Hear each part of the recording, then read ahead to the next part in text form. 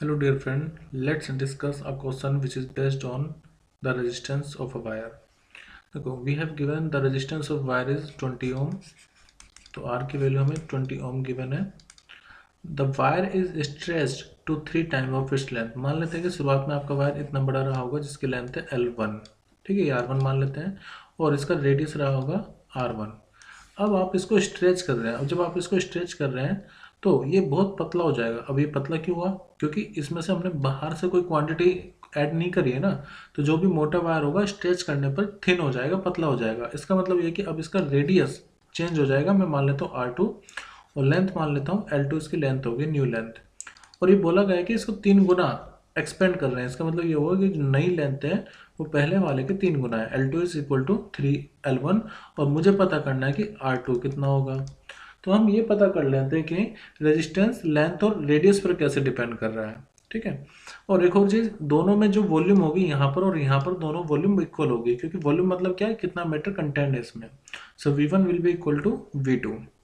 अब देखो, रेजिस्टेंस का फॉर्मूला होता है रो लेंथ अपॉन में एरिया.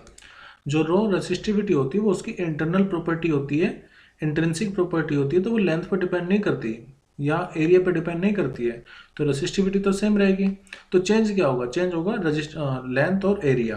तो अगर मैं R1 लिखूँ so it will be equal to rho L1 upon में, देखो एरिया को हम पाई आर स्क्वायर लिख सकते हैं ना, तो इसको मैं पाई R1 का स्क्वायर लिख रहा हूँ. और रेजिस्टेंस R2 को मैं लिख रहा हूँ रो इंटू में L2 अपॉन में पाई इंटू में R2 का स्क्वायर. तो देखो हमें निकालना है बाद वाला रेजिस्टेंस. तो बाद वाला रेजिस्टेंस मतलब आप इस इक्वेशन को फर्स्ट मान लो और इस इक्वेशन को मान लो सेकंड. तो R2 अपॉन R1 कितना आ जाएगा? R2 अपॉन में R1 it will be equal to rho L2 upon में पाई R2 का स्क्वायर अपॉन में रो L1 अपॉन में पाई R1 का स्क्वायर. देखो रो पाई से रो पाई कैंसिल आउट हो जाएगा, ये जाएगा रेडियस ऊपर तो L2, और नीचे ये लेंथ यहाँ पर आएगा तो L2 अपॉन L1, और ये हो जाएगा R1 अपॉन में R2 का स्क्वायर, ठीक है. इसका मतलब ये हुआ कि रेजिस्टेंस देखो R2 upon R1, resistance directly किस पर डिपेंड करता है? लेंथ पर, यूनिवर्सली रेडियस के स्क्वायर पर. वही चीज़ आया है.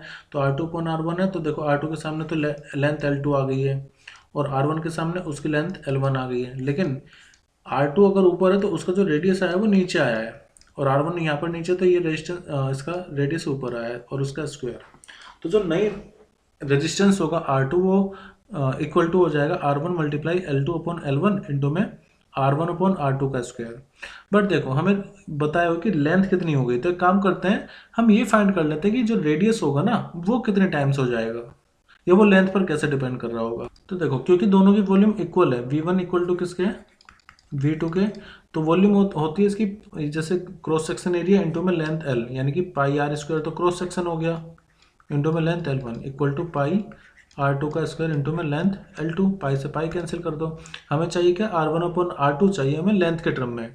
R1 अपॉन R2, तो R1 अपॉन R2 ये क्या है? स्क्वायर है, इक्वल टू यहाँ पर कितना आ जाएगा? L2 अपॉन में L1. तो या तो आप R1 अपॉन R2 को L2 अपॉन L1 हमें 3 दिया हुआ है तो वो निकाल लो, या फिर एक काम करते इजी ये रहेगा कि R1 अपॉन R2 के स्क्वायर को L2 अपॉन L1 यहाँ रख दो. तो जो रेजिस्टेंस का रेशियो होगा, देखो L2 अपॉन L1 तो एज इट इज लिखा, R1 अपॉन R2 का स्क्वायर किस पर डिपेंड कर रहा है? L2 अपॉन L1 पर. तो यहाँ से हम कह सकते हैं कि जो रेजिस्टेंस होगा, ये एक्चुअली R2 है, तो रेजिस्टेंस होगा R2 upon R1 will be equal to L2 upon L1 का स्क्वायर. यानी कि रेजिस्टेंस डायरेक्टली लेंथ के स्क्वायर पर डिपेंड कर रहा है. लेकिन ध्यान रखना, यहाँ पर ही हमने तब माना है जब उसकी वॉल्यूम कांस्टेंट होगी. जब वॉल्यूम कांस्टेंट होगी तब के लिए चीज़ें, ठीक है, स्ट्रेच जब आप कर रहे हैं.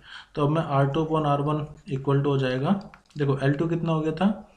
3 गुना, यानी कि 3 L1 के बराबर है L2. L1 इसका स्क्वायर कर दो, तो ये हो जाएगा R1 equal to R2 into में 3 3 से 9, यानी कि R1 इक्वल टू ये R2 कितना है? 20 है, तो 20 इंटू में 9 मतलब 180 आंसर आ जाएगा हमारा, 180 ओम. ध्यान रखना ये सिर्फ तभी है जब L का स्क्वायर मतलब जब वॉल्यूम कांस्टेंट हो.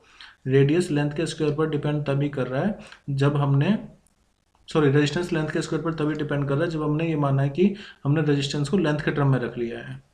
वैसे तो जनरली यही होता है कि रेजिस्टेंस इन्वर्सली लेंथ पर डिपेंड करता है, रेजिस्टेंस डायरेक्टली लेंथ पर डिपेंड करता है, और इन्वर्सली डिपेंड करता है रेडियस के स्क्वायर पर, लेकिन हमने यहाँ पर क्या है, रेडियस को लेंथ के टर्म में लिख लिया। मतलब जब आपको क्वेश्चन में ये दिया होगा ना कि लेंथ को हम स्ट्रेच कर रहे हैं, लेंथ को 1/3 कर रहे हैं, 1/2 कर रहे हैं, तब के लिए आप ये डायरेक्टली कंसेप्ट लगा सकते हैं। तब के लिए आपको इतना बड़ा प्रोसीड नहीं करना पड़ेगा, इतना जितना मैंने करके दिखाया आपको। तब सीधा कंसेप्ट लगाओ, क्योंकि कॉम्पिटेटिव एग्जाम्स में आप इतना करोगे तो बहुत ज़्यादा टाइम लगेगा। सो डायरेक्टली आप ध्यान रखो कि जब वॉल्यूम कांस्टेंट होगी, वायर को कट नहीं कर रहे हैं, कट करने के लिए अलग कहानी होती है। यहाँ पर वायर को स्ट्रेच कर रहे हैं, जब स्ट्रेच कर रहे हैं तो रेजिस्टेंस लेंथ के स्क्वायर पर डिपेंड करेगा। फिर हमें रेजिस्टेंस के बारे में कुछ ज़्यादा सोचना नहीं होगा।